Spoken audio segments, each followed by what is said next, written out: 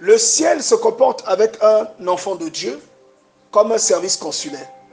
C'est-à-dire, chaque fois qu'il y aura un événement, si on prend l'exemple de la communauté française, vous allez remarquer qu'en cas d'émeute ou en cas de problème, le consulat français ici à Pointe-Noire va faire des emails à tous les ressortissants français pour les avertir.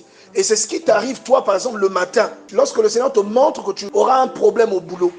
C'est un email que le ciel t'envoie. Pourquoi? Parce que tu es un ressortissant du royaume des cieux. Je ne sais pas si tu es conscient de ça. Tu veux entreprendre quelque chose. Ah, j'ai envie d'entreprendre quelque chose.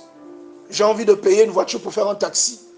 J'ai envie de faire une affaire, d'ouvrir un restaurant, de me marier. Quel que soit ce que tu veux faire, tu vas voir que Dieu va te parler, parfois des mois auparavant. Le ciel se comporte comme un service consulaire. Regardez ce qu'il s'est passé la semaine passée, le culte d'adoration.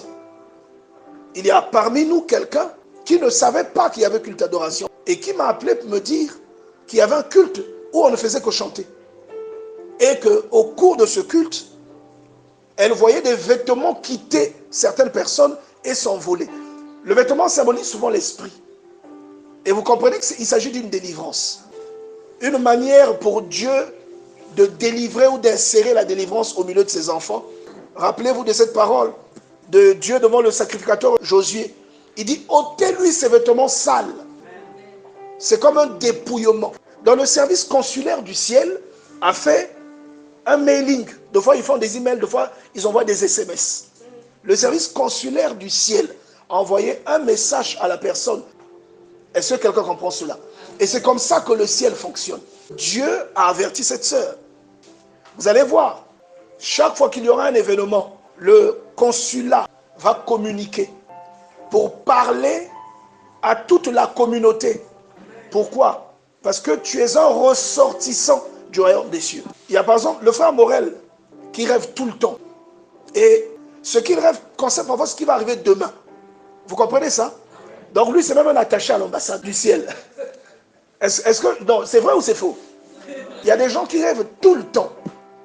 Et c'est un don. Aujourd'hui, le cas dont il est question, c'est les bébés noirs. Et il y a quelqu'un ce matin à qui Dieu a parlé.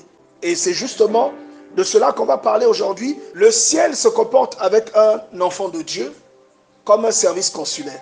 Le mardi passé, nous avons expliqué à tout le monde que Dieu est un investisseur, ça c'est de un. Et que tous tels que nous sommes nés avec une chose que Dieu nous a confiée. Est-ce que quelqu'un est avec moi? Amen. Tous tels que nous sommes, nous avons quelque chose que Dieu nous a confié.